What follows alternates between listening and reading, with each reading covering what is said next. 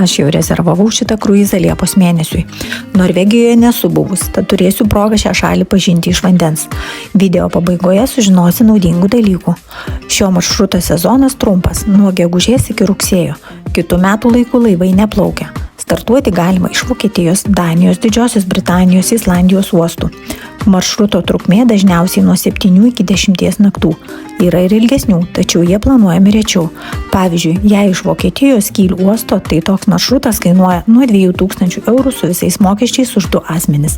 O jei rezervuosite tiesiogiai, sutaupysite 25% ir dar gausite 50% bonusą kitai kelioniai. Norvegija pranešė, kad nuo 2026 nebeįsileis kruizinių laivų, taigi suskubkite ir nepraleiskite šios progos. Aš galiu papasakoti, kaip gauti prisijungimą prie tiesioginių rezervavimo sistemos. Rašyk man asmeniškai ir tapk mano sekėju, kad nepraleistum kitų mano video apie kruizus.